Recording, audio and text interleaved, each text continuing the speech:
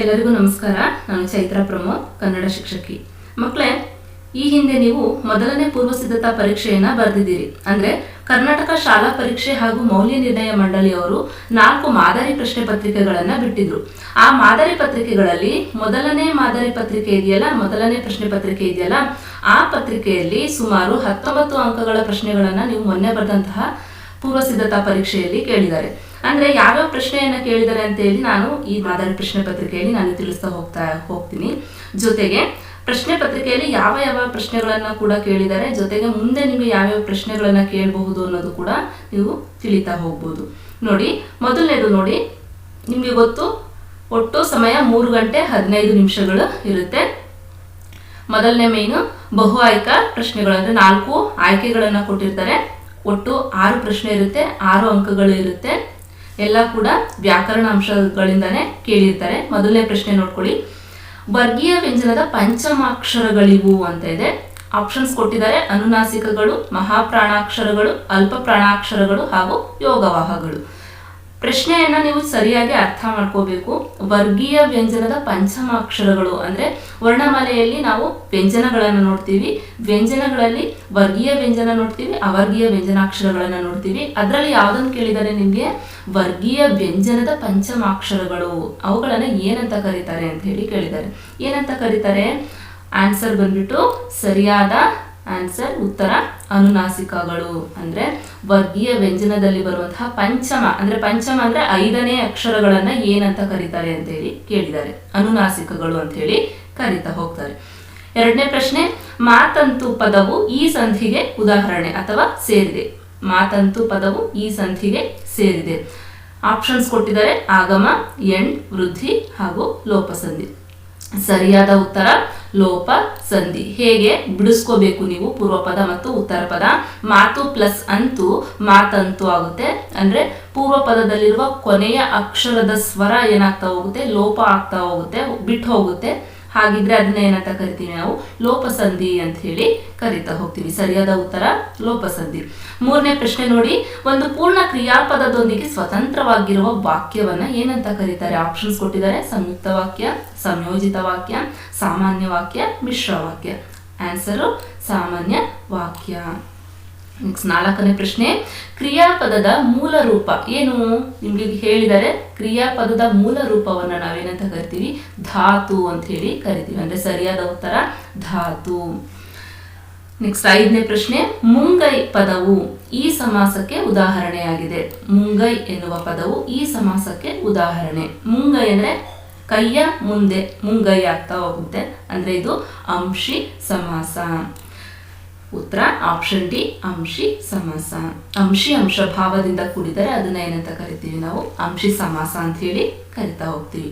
ಎರಡನೇ ಮೇನು ಸಂಬಂಧಿ ಪದ ಬರೆಯುವುದು. ಅಂದ್ರೆ ಮೊದಲೆರಡು ಪದಗಳಿಗೆ ಸಂಬಂಧಿಸಿದಂತೆ 3ನೇ ಪದಕ್ಕೆ ಸರಿ ಹೊಂದುವ ಪದವನ್ನ ನೀವು ಬರೀಬೇಕಾಗುತ್ತೆ. ಇಲ್ಲಿ ಒಟ್ಟು 4 ಪ್ರಶ್ನೆಗಳಿರುತ್ತೆ, 4 ಅಂಕಗಳಿರುತ್ತೆ. ಇದು ಕೂಡ ವ್ಯಾಕರಣಾಂಶದಿಂದಾನೇ ಕೇಳಿರ್ತಾರೆ. 7ನೇ ಪ್ರಶ್ನೆ, ತತ್ಸಮ ತದ್ಭವವನ್ನ ಕೇಳಿದರೆ. ವೀರ ಬೀರ ಆದ್ರೆ ಕೊಡಲಿ ಕುಠಾರ ಸರಿಯಾದ ಉತ್ತರ. ನೆಕ್ಸ್ಟ್ 8ನೇ ಪ್ರಶ್ನೆ, ನದಿ ರೂಢನಾಮ. ಹಾಗಾದ್ರೆ ವಿಜ್ಞಾನಿ ಇದು ಅನ್ವರ್ಥ ನಾಮ. ನೆಕ್ಸ್ಟ್ 9ನೇ ಪ್ರಶ್ನೆ, ಬನ್ನಿ ಬನ್ನಿ ದ್ವಿರುಕ್ತಿ. ಹಾಲು ಜೇನು ಏನಾಗುತ್ತೆ? ಬನ್ನಿ ಬನ್ನಿ ಅಂತ ಇದೆ. ಪದ ಪುನಃ ಪುನರಾವರ್ತನೆ ಆಗಿದೆ. ಈ ಪದಗಳಿಗೆ ಅರ್ಥ ಇದೆ, ಹಾಗಾದ್ರೆ ಇದು ದ್ವಿರುಕ್ತಿ ಆಯ್ತು. ಅಂದ್ರೆ ದ್ವಿ ಅಂದ್ರೆ 2, ಉಕ್ತಿ ಎಂದರೆ ಮಾತು ಎಂದರ್ಥ. ಹಾಗಾದ್ರೆ ಹಾಲು ಜೇನು ಯಾವುದಕ್ಕೆ ಸೇರುತ್ತೆ? ಯಾವ ವ್ಯಾಕರಣಾಂಶಕ್ಕೆ ಸೇರುತ್ತೆ? ಜೋಡು ನುಡಿಗೆ ಸೇರುತ್ತೆ. ಅಂದ್ರೆ ಪದವನ್ನ ಜೊತೆಯಾಗಿ ಯಾವುದೇ ಕಾಲ ವಿಳಂಬವಿಲ್ಲದೆ ಜೊತೆಯಾಗಿ ಬಳಸ್ತಾ ಇದೀವಿ. ಇಲ್ಲೂ ಕೂಡ ಪದಗಳಿಗೆ ಅರ್ಥ ಇದೆ, ಜೊತೆಯಾಗಿ ಬಳಸ್ತಾ ಇರೋದ್ರಿಂದ ಇದು ಜೋಡು ನುಡಿ ಆಗ್ತಾ ಹೋಗುತ್ತೆ. 10ನೇ ಪ್ರಶ್ನೆ, ನೋಟ ಕೃದಂತ ಭಾವನಾಮ. ಪೆರ್ಮೆ ಇದು ತದ್ಧಿತಾಂತ ಭಾವನಾಮ. ಪಿರಿದರ ಭಾವ ಪೆರ್ಮೆ, ತದ್ಧಿತಾಂತ ಭಾವನಾಮ ಆಗ್ತಾ ಹೋಗುತ್ತೆ. ನೆಕ್ಸ್ಟ್ 3ನೇ ಮೇನು, ಒಂದೊಂದು ವಾಕ್ಯದಲ್ಲಿ ಉತ್ತರ ಬರೆಯುವುದು. ವಾಕ್ಯವನ್ನ ಪರಿಪೂರ್ಣವಾಗಿ ವಾಕ್ಯ ರೂಪದಲ್ಲೇ ನೀವು ಬರೀಬೇಕಾಗುತ್ತೆ. ಇಲ್ಲಿ ಹೇಳಿದರೆ ನೋಡಿ, ವಾಕ್ಯ ರೂಪದಲ್ಲಿರುವ ಪ್ರತಿ ಸರಿ ಉತ್ತರಕ್ಕೆ 1 ಅಂಕ ಇರುತ್ತೆ. ಅಂದ್ರೆ ವಾಕ್ಯವನ್ನ ಪರಿಪೂರ್ಣವಾಗಿ ನೀವು ಬರೀಬೇಕಾಗುತ್ತೆ. 7 ಪ್ರಶ್ನೆಗಳಿರುತ್ತೆ, 1 ಪ್ರಶ್ನೆಗೆ 1 ಅಂಕ, ಒಟ್ಟು 7 ಅಂಕಗಳು. 11ನೇ ಪ್ರಶ್ನೆ, ಭಾಷೆ ಯಾವುದಕ್ಕೆ ಸಾಧನವಾಗಿದೆ? ಉತ್ತರ, ನಮ್ಮ ಸುತ್ತಮುತ್ತಲಿನವರೊಡನೆ ವ್ಯವಹರಿಸುವುದಕ್ಕೆ ಹಾಗೂ ವಿಚಾರ ವಿನಿಮಯ ಮಾಡುವುದಕ್ಕೆ ಭಾಷೆ ಒಂದು ಅಮೂಲ್ಯ ಸಾಧನವಾಗಿದೆ. 12ನೇ ಪ್ರಶ್ನೆ, ಶಾನುಭೋಗರು ಚಿಕ್ಕನಾಯಕನಹಳ್ಳಿಗೆ ಏಕೆ ಹೋಗಿದ್ದರು? ಈ ಪ್ರಶ್ನೆಯನ್ನ ಮೊನ್ನೆ ಬರೆದಂತಹ ಪೂರ್ವ ಸಿದ್ಧತಾ ಪರೀಕ್ಷೆಯಲ್ಲಿ ಕೇಳಿದ್ರು. ಶಾನುಭೋಗರು ಚಿಕ್ಕನಾಯಕನಹಳ್ಳಿಗೆ ಇರಸಾಲಿಗಾಗಿ ಹೋಗಿದ್ದರು. 13ನೇ ಪ್ರಶ್ನೆ, ಲೇಖಕರು ವರ್ಣಿಸಿದ ಲಂಡನ್ನಿನ ಪೇಟೆಯಲ್ಲಿರುವ ಸ್ಟೇಷನರಿ ಅಂಗಡಿಯ ಹೆಸರೇನು? ಉತ್ತರ, ಲೇಖಕರು ವರ್ಣಿಸಿದ ಲಂಡನ್ ನಗರದ ಸ್ಟೇಷನರಿ ಅಂಗಡಿಯ ಹೆಸರು ಊಲವರ್ತ. ನೆಕ್ಸ್ಟ್ 14ನೇ ಪ್ರಶ್ನೆ, ಕಾಶ್ಯಪಿ ವಿದ್ಯಾಭ್ಯಾಸಕ್ಕಾಗಿ ತನ್ನ ಮಕ್ಕಳನ್ನ ಯಾರ ಬಳಿಗೆ ಕಳುಹಿಸಿದಳು? ಉತ್ತರ, ಕಾಶ್ಯಪಿ ವಿದ್ಯಾಭ್ಯಾಸಕ್ಕಾಗಿ ತನ್ನ ಮಕ್ಕಳನ್ನ ತನ್ನ ಸಹೋದರ ಸೂರ್ಯಮಿತ್ರನ ಬಳಿಗೆ ಕಳುಹಿಸಿದಳು. 15ನೇ ಪ್ರಶ್ನೆ, ಹಲಗಲಿಯ ಗುರುತು ಉಳಿಯದಂತಾದುದು ಏಕೆ?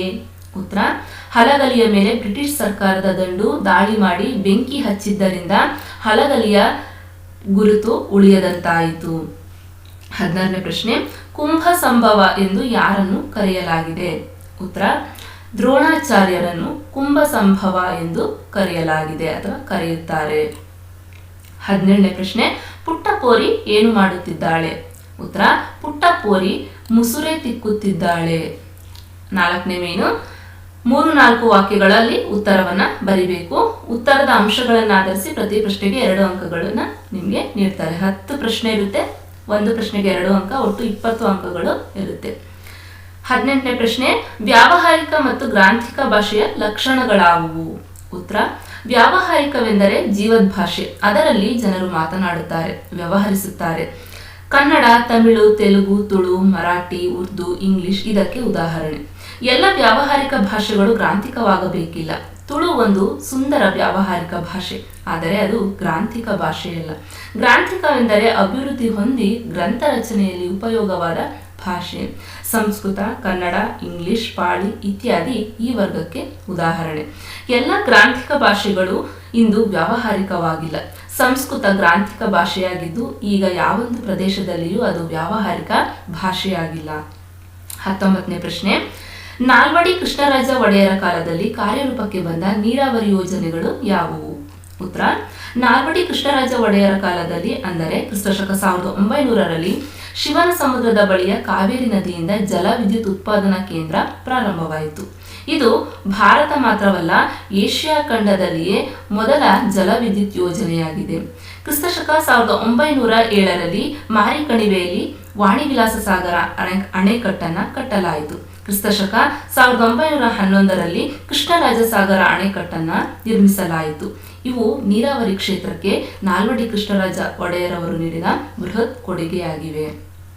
20ನೇ ಪ್ರಶ್ನೆ, ಲಂಡನ್ನಿನ ಹೆಣ್ಣು ಮಕ್ಕಳು ಯಾವ ಯಾವ ಕೆಲಸದಲ್ಲಿ ನಿಯುಕ್ತರಾಗಿರುತ್ತಾರೆ? ಈ ಪ್ರಶ್ನೆಯನ್ನು ಕೂಡ ನಿಮಗೆ ಮೊನ್ನೆ ಕೇಳಿದಂತಹ ಪೂರ್ವ ಸಿದ್ಧತಾ ಪರೀಕ್ಷೆಯಲ್ಲಿ ಕೇಳಿದ್ದಾರೆ. ಲಂಡನ್ನಿನ ಎಲ್ಲ ಅಂಗಡಿಗಳಲ್ಲಿ ಸಾಮಾನ್ಯವಾಗಿ ಸ್ತ್ರೀಯರೇ ಕೆಲಸ ಮಾಡುತ್ತಾರೆ. ಉಪಹಾರ ಗೃಹಗಳಲ್ಲಿ ಯಾವುದಾದರೂ ದೊಡ್ಡ ಅಂಗಡಿಗೆ ಹೋದರೆ ಅಲ್ಲಿಯ ಟೈಪಿಸ್ಟ್ ಕಾರಕೂನ ಕೂಡ ಒಬ್ಬ ಹೆಣ್ಣು ಮಗಳು. ಸಿನಿಮಾ ಗೃಹದಲ್ಲಿ ನಮ್ಮ ಜಾಗವನ್ನು ಹುಡುಕಿಕೊಡುವ ಕಾರ್ಯನಿರ್ವಹಿಸುವವರು ಹೆಣ್ಣು ಮಕ್ಕಳು.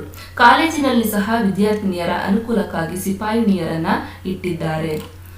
21ನೇ ಪ್ರಶ್ನೆ, ಸೂರ್ಯಮಿತ್ರನು ಮಾವನೆಂದು ತಿಳಿದಾಗ ವಾಯುಭೂತಿಯ ಪ್ರತಿಕ್ರಿಯೆ ಹೇಗಿತ್ತು? ಇದು ಕೂಡ ಮೊನ್ನೆ ಬರೆದಂತಹ ಪ್ರಶ್ನೆ ಪತ್ರಿಕೆಯಲ್ಲಿ ಕೇಳಿದ್ರು, ಬರೆದಿದ್ದೀರಿ ನೀವು ಕೂಡ. ಕಿರಿಯವನಾದ ವಾಯುಭೂತಿ ತನ್ನ ಸೋದರ ಮಾವ ಸೂರ್ಯಮಿತ್ರನು ತಮಗೆ ಮಾಡಿದ್ದೆಲ್ಲವೂ ಅನ್ಯಾಯವೆಂದು ಬಗೆದನು. ನಾವು ಭಿಕ್ಷೆ ಎತ್ತಿಕೊಂಡು ಬಂದ ಕೂಳಿಗೆ ತುಸು ಎಣ್ಣೆಯನ್ನಾಗಲಿ ತುಸು ಮಜ್ಜಿಗೆಯನ್ನಾಗಲಿ ನಮ್ಮ ಮಾವ ಕೊಡಿಸಲಿಲ್ಲ. ಕೆರೆಗೆ ನಾವು ಮೀಯಲು ಹೋದಾಗಲೂ ಇವನು ಎಣ್ಣೆಯ ವಾಸನೆಯನ್ನೂ ನೋಡಿಸಲಿಲ್ಲ. ಆಗಾಗ ನೆಂಟರಿಷ್ಟರನ್ನ ಕರೆಸಿ ನಮ್ಮ ಕಣ್ಣೆದುರು ದಿವ್ಯಾಹಾರವನ್ನ ಇವನು ಉಣ್ಣುತ್ತಿದ್ದನು. ಆಳುಗಳಿಗೂ ಔತಣದೂಟವಾಗುತ್ತಿತ್ತು. ಯಾವ ಹಬ್ಬದಲ್ಲೂ ನಮಗೆ ಒಳ್ಳೆಯ ಊಟ ಬಡಿಸಲಿಲ್ಲ. ಇವನು ಪಂಚಮಹಾಪಾತಕನೇ ಸರಿ. 7-8 ವರ್ಷ ನಮ್ಮನ್ನು ಶತ್ರುಗಳಂತೆ ನಡೆಸಿಕೊಂಡನಲ್ಲ ಎಂದು ವಾಯುಭೂತಿಯು ತನ್ನ ಮನಸ್ಸಿನಲ್ಲಿ ಸೂರ್ಯಮಿತ್ರನ ಬಗೆಗೆ ಕ್ರೋಧವನ್ನು ತುಂಬಿಕೊಂಡನು. ನೆಕ್ಸ್ಟ್ 22ನೇ ಪ್ರಶ್ನೆ, ಹೊಸಗಾಲದ ಹಸುಮಕ್ಕಳನ್ನ ಹಕ್ಕಿ ಹೇಗೆ ಹರಸಿದೆ? ಕಾಲವು ಯುಗ ಯುಗಗಳ ಹಣೆ ಬರಹವನ್ನ ಅಳಿಸಿ ಹಾಕಿ ಹೊಸ ಹಣೆ ಬರಹವನ್ನ ಬರೆದು ಎಲ್ಲರಿಗೂ ಬದಲಾವಣೆಯಾಗುವ ಒಳ್ಳೆಯ ಭಾಗ್ಯವನ್ನ ತೆರೆದುಕೊಟ್ಟಿದೆ. ಹಾಗೆಯೇ ರೆಕ್ಕೆಯನ್ನ ಬೀಸುತ್ತಾ ಮೇಲಕ್ಕೆ ಹಾರುತ್ತಾ ಈ ಹೊಸಗಾಲದ ಹಸು ಮಕ್ಕಳಿಗೆ ಹೊಸ ಚೇತನವನ್ನ ನೀಡುತ್ತಾ ಉತ್ತಮ ಭವಿಷ್ಯಕ್ಕಾಗಿ ಹರಸಿದೆ. 23ನೇ ಪ್ರಶ್ನೆ, ಹಲಗಲಿಗೆ ದಂಡು ಬರಲು ಕಾರಣವೇನು?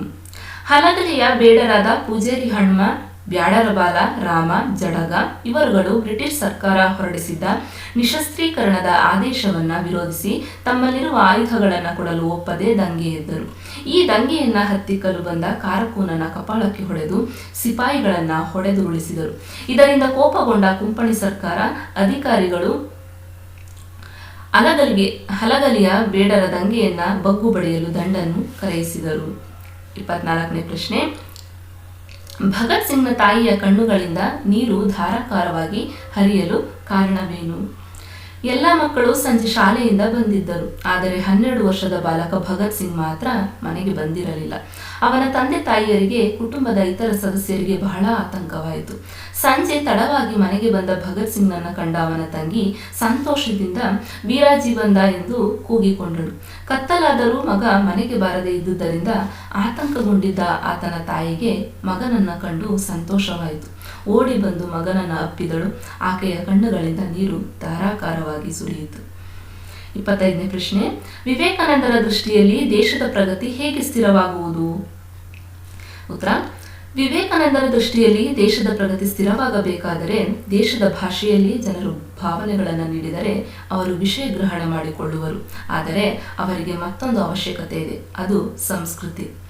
ನಾವು ಅವರಿಗೆ ಈ ಸಂಸ್ಕೃತಿಯನ್ನು ಕೊಡುವ ತನಕ ಅವರ ಪ್ರಗತಿ ಸ್ಥಿರವಾಗಲಾರದು. ಅಂದರೆ ಸಂಸ್ಕೃತಿ ಮಾತ್ರ ಆಘಾತವನ್ನು ಸಹಿಸಬಲ್ಲದು. ಕೇವಲ ಜ್ಞಾನರಾಶಿಗೆ ಅದನ್ನು ಎದುರಿಸುವ ಶಕ್ತಿ ಇಲ್ಲ. ಸಂಸ್ಕೃತಿಯು ರಕ್ತದಲ್ಲಿ ಹರಿಯಬೇಕು, ಆಗ ಮಾತ್ರ ದೇಶದ ಪ್ರಗತಿ ಸ್ಥಿರವಾಗುವುದು. ಇದು ವಿವೇಕಾನಂದರ ದೃಷ್ಟಿಯಾಗಿದೆ. 26ನೇ ಪ್ರಶ್ನೆ, ಭಗವಂತನಲ್ಲಿ ಶರಣಾಗುವ ಭಾವ ಅಕ್ಕ ಮಹಾದೇವಿಯ ವಚನದಲ್ಲಿ ಹೇಗೆ ವ್ಯಕ್ತಗೊಂಡಿದೆ? ಈ ಪ್ರಶ್ನೆಯನ್ನು ಕೂಡ ಮೊನ್ನೆ ಪೂರ್ವಸಿದ್ಧತಾ ಪರೀಕ್ಷೆಯಲ್ಲಿ ಕೇಳಿದರೆ, ಚಂದನವನ್ನ ಕಡೆದು ಕೊರೆದು ತೇದರು ನೊಂದು ಅದು ತನ್ನ ಸುವಾಸನೆಯನ್ನ ಬಿಡದು. ಸುವರ್ಣವನ್ನ ಕಡಿದು ಅರೆದು ಬೇಯಿಸಿದರೂ ಕಳಂಕ ಹೊಂದುವುದಿಲ್ಲ. ಕಬ್ಬನ್ನು ಸಂದು ಸಂದು ಕಡಿದು ಗಾಣದಲ್ಲಿಟ್ಟು ಅರೆದು ಪಾಕ ಮಾಡಿ ಅದು ಸಕ್ಕರೆಯಾದ ಮೇಲೆ ತಾನು ಹೊಂದಿದ್ದ ಕಾರಣ ಸಿಹಿ ಬಿಡುವುದಿಲ್ಲ. ಹಾಗೆಯೇ ನನ್ನ ಹೀನತೆ ತಿಳಿಸಿಕೊಂಡರೂ ನಾನು ನಿನ್ನಲ್ಲಿ ಶರಣಾಗುವುದನ್ನು ಬಿಡುವುದಿಲ್ಲ ಎಂದು ಭಗವಂತನಲ್ಲಿ ಶರಣಾಗುವ ಭಾವ ಅಕ್ಕ ಮಹಾದೇವಿಯ ವಚನದಲ್ಲಿ ವ್ಯಕ್ತವಾಗಿದೆ. 27ನೇ ಪ್ರಶ್ನೆ, ಪೈಗಳ ತಮ್ಮನ ನೂಲು ಮದುವೆಯ ಸಿದ್ಧತೆ ಹೇಗೆ ನಡೆಯುತ್ತಿತ್ತು? ಪೈಗಳ ತಮ್ಮನ ನೂಲು ಮದುವೆಯ ದಿನ ಅಂಗಳದಲ್ಲಿ ಒಂದು ಕಡೆಯಲ್ಲಿ ಲಡ್ಡುಗೆಗಳನ್ನು ಕಟ್ಟುತ್ತಿದ್ದರು, ಮತ್ತೊಂದು ಕಡೆಯಲ್ಲಿ ಮಂಡಿಗೆಗಳನ್ನು ಮಡಚುತ್ತಿದ್ದರು, ಬೇರೊಂದು ಕಡೆ ಸಾವಿಗೆಯನ್ನು ಒತ್ತುತ್ತಿದ್ದರು. ಹೀಗೆ ಇನ್ನೂ ಮುಂತಾದ ಸಿದ್ಧತೆಗಳಾಗುತ್ತಿದ್ದವು. 5ನೇ ಮೇನ್ ನೋಡಿ, ಕವಿಗಳ ಅಥವಾ ಸಾಹಿತಿಗಳ ಜನ್ಮಸ್ಥಳ, ಕಾಲ, ಕೃತಿ ಮತ್ತು ಪ್ರಶಸ್ತಿಗಳನ್ನು ಕುರಿತು ವಾಕ್ಯ ರೂಪದಲ್ಲಿ ಬರೆಯುವುದು. ಇಲ್ಲಿ 2 ಕವಿಗಳ ಪರಿಚಯವನ್ನು ಕೇಳಿರ್ತಾರೆ. ಒಂದು ಕವಿಯ ಪರಿಚಯಕ್ಕೆ 3 ಅಂಕ ಇರುತ್ತೆ. ಒಟ್ಟು 6 ಅಂಕಗಳು ನಿಮಗೆ ಕವಿ ಪರಿಚಯದಲ್ಲಿ ಇರುತ್ತೆ. ಮೊದಲನೇದು ಕೇಳಿದರೆ 28ನೇ ಪ್ರಶ್ನೆ, ದೇವನೂರು ಮಹಾದೇವ ಅವರನ್ನ ಕೇಳಿದರೆ. ದಲಿತ ಮತ್ತು ಬಂಡಾಯ ಸಾಹಿತ್ಯದ ಪ್ರಮುಖರಲ್ಲಿ ಒಬ್ಬರಾದ ಆಡುಮಾತಿನ ಧ್ವನಿ ಶಕ್ತಿಯನ್ನು ಎತ್ತರಿಸಿದ ಶಬ್ದಶಿಲ್ಪಿ ಶ್ರೀ ದೇವನೂರು ಮಹಾದೇವ ಅವರು ಮೈಸೂರು ಜಿಲ್ಲೆಯ ನಂಜನಗೂಡು ತಾಲೂಕಿನ ದೇವನೂರು ಎಂಬಲ್ಲಿ ಜನಿಸಿದರು. ಶ್ರೀಯುತರು ಎದೆಗೆ ಬಿದ್ದ ಅಕ್ಷರ, ದ್ಯಾವನೂರು, ಒಡಲಾಳ, ಕುಸುಮಬಾಲೆ ಮೊದಲಾದ ಪ್ರಮುಖ ಕೃತಿಗಳನ್ನು ರಚಿಸಿದ್ದಾರೆ. ಇವರಿಗೆ ಕೇಂದ್ರ ಸಾಹಿತ್ಯ ಅಕಾಡೆಮಿ ಪ್ರಶಸ್ತಿ, ಭಾರತೀಯ ಭಾಷಾ ಪರಿಷತ್ ಪ್ರಶಸ್ತಿ, ಕರ್ನಾಟಕ ರಾಜ್ಯೋತ್ಸವ ಪ್ರಶಸ್ತಿಗಳು ಲಭಿಸಿವೆ. 29ನೇ ಪ್ರಶ್ನೆ, ಪಂಪ, ಆದಿಕವಿ ಪಂಪ ಅವರನ್ನ ಕೇಳಿದರೆ. ಆದಿಕವಿ ಪಂಪನು ಸಾಮಾನ್ಯ ಶಕ 902ರಲ್ಲಿ ವೆಂಗಿ ಮಂಡಲದ ವೆಂಗಿಪಳು ಎಂಬ ಅಗ್ರಹಾರದಲ್ಲಿ ಜನಿಸಿದರು. ಇವರು ಆದಿಪುರಾಣ ಮತ್ತು ವಿಕ್ರಮಾರ್ಜುನ ವಿಜಯಂ ಅಂದರೆ ಪಂಪ ಭಾರತ ಅಂತ ಕೂಡ ಕರಿತೀವಿ ಎಂಬ 2 ಪ್ರಮುಖ ಕೃತಿಗಳನ್ನ ರಚಿಸಿದ್ದಾರೆ. ಈತನಿಗೆ ಸರಸ್ವತಿ ಮಣಿಹಾರ, ಸಂಸಾರ ಸಾರೋದಯ, ಕವಿತಾ ಗುಣಾರ್ಣವ ಎಂಬ ಬಿರುದುಗಳು ಇರುವುದು. ನೆಕ್ಸ್ಟ್ 6ನೇ ಮೇನು, ಪ್ರಸ್ತಾರ ಹಾಕಿ ಗಣ ವಿಭಾಗಿಸಿ ಛಂದಸ್ಸಿನ ಹೆಸರನ್ನ ಬರಿಬೇಕಾಗುತ್ತೆ. ಇದಕ್ಕೆ 1 ಪ್ರಶ್ನೆ ಇರುತ್ತೆ, 3 ಅಂಕಗಳು ಇರುತ್ತೆ. 30ನೇ ಪ್ರಶ್ನೆ, ಎನಗೆ ಮನಮಿಂದು ಶೂನ್ಯಂ, ಮನೆ ಶೂನ್ಯಂ ಬೀಡು, ಶೂನ್ಯಮಾದುದು ಸಕಲ. ಅಂದ್ರೆ ನೋಡಿ, ಛಂದಸ್ಸಿನ ಹೆಸರು ಇದು ಕಂದ ಪದ್ಯ ಆಗಿದೆ. ಕಂದ ಪದ್ಯ ಅಂದ್ರೆ 4 ಸಾಲುಗಳುಳ್ಳ ಪದ್ಯ. ಅದರಲ್ಲಿ ನಿಮಗೆ 2 ಸಾಲನ್ನ ಕೊಡ್ತಾರೆ. ಇಲ್ಲಿ ನೋಡಿ, ಮೊದಲನೇ ಸಾಲಲ್ಲಿ 4 ಮಾತ್ರೆಯ 3 ಗಣ ಇದೆ. 2ನೇ ಸಾಲಲ್ಲಿ 4 ಮಾತ್ರೆಯ 5 ಗಣ ಇದೆ. ಅಂದರೆ ಕಂದ ಪದ್ಯದಲ್ಲಿ 4 ಮಾತ್ರೆಯ 3 ಗಣ 1 ಮತ್ತು 3ನೇ ಸಾಲಿನಲ್ಲಿ ಇರುತ್ತೆ. 4 ಮಾತ್ರೆಯ 5 ಗಣ 2 ಮತ್ತು 4ನೇ ಸಾಲಿನಲ್ಲಿ ಇರುತ್ತೆ. ಇದು ಕಂದ ಪದ್ಯದ ಲಕ್ಷಣವಾಗಿದೆ. ನೆಕ್ಸ್ಟ್ ನೋಡಿ, 7ನೇ ಮೇನು, ಅಲಂಕಾರವನ್ನ ಹೆಸರಿಸಿ ಲಕ್ಷಣ ಬರೆದು ಸಮನ್ವಯ ಮಾಡುವುದು. ಇದು ಕೂಡ ಒಂದು ಪ್ರಶ್ನೆ ಇರುತ್ತೆ, 3 ಅಂಕಗಳು ಇರುತ್ತೆ. ಪ್ರಶ್ನೆ ಕೇಳಿದರೆ ಮಾರಿಗೌತಣವಾಯಿತು ನಾಳಿನ ಭಾರತವು. ಉತ್ತರ ಅಲಂಕಾರದ ಹೆಸರು ರೂಪಕ ಅಲಂಕಾರ. ಲಕ್ಷಣ ಅತಿ ಸಾಮ್ಯದಿಂದಾಗಿ ಉಪಮೇಯ ಉಪಮಾನಗಳಲ್ಲಿ ಅಭೇದವನ್ನ ಹೇಳಿ ವರ್ಣಿಸಿರುವುದೇ ರೂಪಕ ಅಲಂಕಾರ. ಅಂದ್ರೆ ಉಪಮೇಯ ಅಂದ್ರೆ ನಾಳಿನ ಭಾರತ ಅಂದ್ರೆ ನಾಳಿನ ಮಹಾಭಾರತ ಯುದ್ಧವನ್ನು ಉಪಮಾನವಾದ ಮಾರಿಗೆ ನೀಡುವ ಔತಣಕ್ಕೆ ಹೇಳಿರೋದ್ರಿಂದ, ಅಭೇದವಾಗಿ ಇಲ್ಲಿ ಹೇಳಿ ವರ್ಣಿಸಿರೋದ್ರಿಂದ ಇದೇನಾಯ್ತು, ರೂಪಕ ಅಲಂಕಾರ ಆಯಿತು. ಅಂದ್ರೆ ಇಲ್ಲಿ ಉಪಮೇಯವಾದ ನಾಳಿನ ಭಾರತ ಯುದ್ಧ ಹಾಗೂ ಉಪಮಾನವಾದ ಮಾರಿಗೆ ನೀಡುವ ಔತಣ ಇವೆರಡರ ನಡುವೆ ಅಭೇದವನ್ನ ರೂಪಿಸಿರುವುದರಿಂದ ಇದು ರೂಪಕ ಅಲಂಕಾರ ಆಗುತ್ತೆ. 8ನೇ ಮೇನು ಗಾದೆಯನ್ನು ವಿಸ್ತರಿಸಿ ಬರೆಯುವುದು. ಇಲ್ಲಿ 2 ಪ್ರಶ್ನೆಗಳನ್ನ ಕೇಳ್ತಾರೆ. ನೀವು ಯಾವುದಾದ್ರೂ ಒಂದನ್ನು ಆಯ್ಕೆ ಮಾಡಿಕೊಂಡು ಬರೀಬೇಕಾಗಿರುತ್ತೆ. 3 ಅಂಕಗಳು ಇದಕ್ಕೆ ಇರುತ್ತೆ.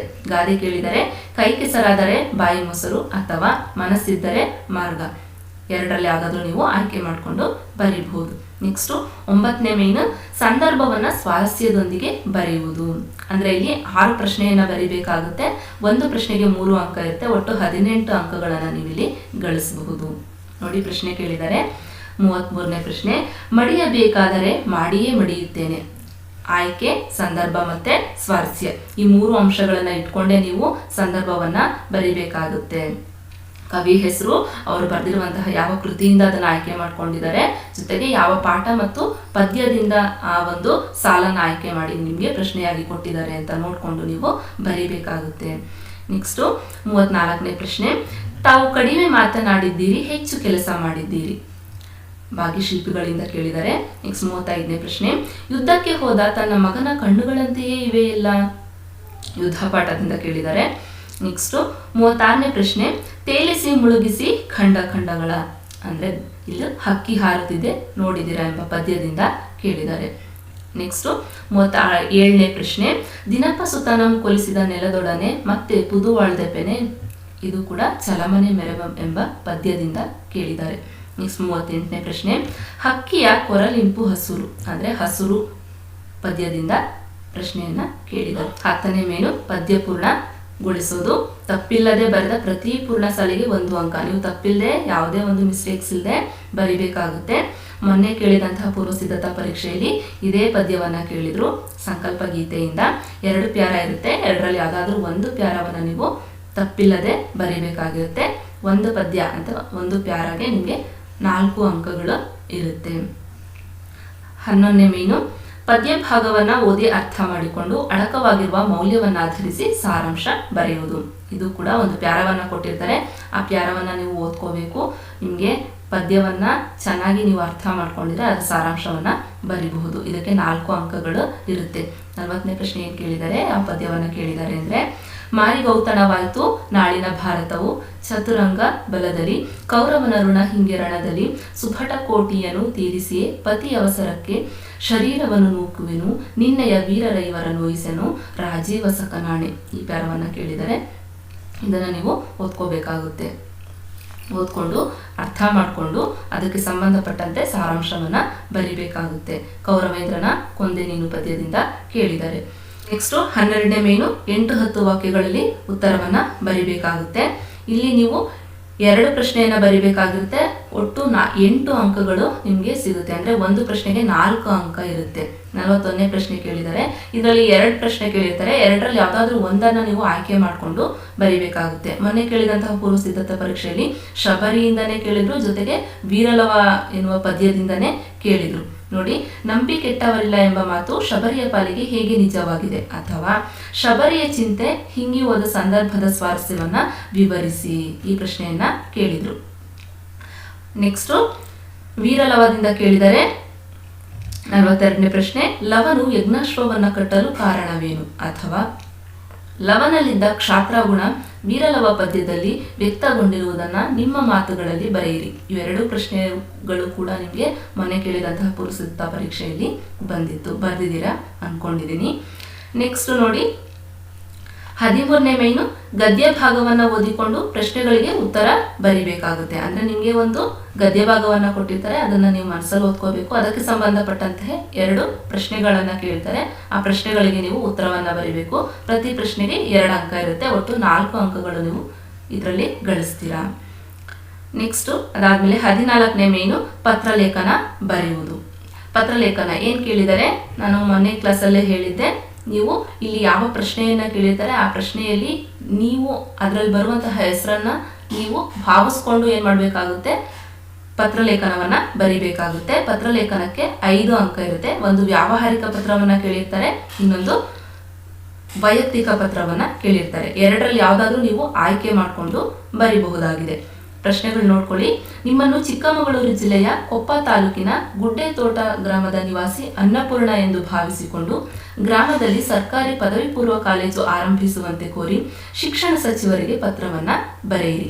ಅಥವಾ ನಿಮ್ಮನ್ನು ಹಾಸನದ ಸರ್ಕಾರಿ ಪ್ರೌಢಶಾಲೆಯ ವಿದ್ಯಾರ್ಥಿ ಮೋಹನ ಎಂದು ಭಾವಿಸಿಕೊಂಡು ಪಾಲಕರ ಸಭೆಗೆ ಆಹ್ವಾನಿಸಿ ಶಿವಮೊಗ್ಗದಲ್ಲಿ ವಾಸವಾಗಿರುವ ಶಾರದಾ ಎಂಬ ಹೆಸರಿನ ತಾಯಿಗೆ ಪತ್ರವನ್ನು ಬರೆಯಿರಿ. 2ರಲ್ಲಿ ಯಾವುದಾದ್ರೂ ನೀವು ಬರಿಬಹುದಾಗುತ್ತೆ. ಅಲ್ಲಿ ನೀವು ನಿಮ್ಮ ಹೆಸರನ್ನ ಇಲ್ಲಿ ವ್ಯಾವಹಾರಿಕ ಪತ್ರ ಬರೆದಾಗ ಏನು ಮಾಡ್ಕೋಬೇಕು, ಅನ್ನಪೂರ್ಣ ಅಂತ ಭಾವಿಸ್ಕೋಬೇಕು. ಅಥವಾ ನೀವು ಇನ್ನೊಂದು ಪತ್ರವನ್ನು ಬರೆದಾಗ ಏನು ಅನ್ಕೋಬೇಕು, ಮೋಹನ ಅಂತ ಹೇಳಿ ಭಾವಿಸ್ಕೊಂಡು ನೀವು ಬರಿಬೇಕಾಗುತ್ತೆ. ಇದಿಷ್ಟು ನಿಮ್ಮ ಪತ್ರಲೇಖನ. ನೆಕ್ಸ್ಟ್ ಅದಾದಮೇಲೆ ಪ್ರಬಂಧ ಬರವಣಿಗೆ. ಇದು ಕೂಡ 5 ಅಂಕಕ್ಕೆ ಇರುತ್ತೆ.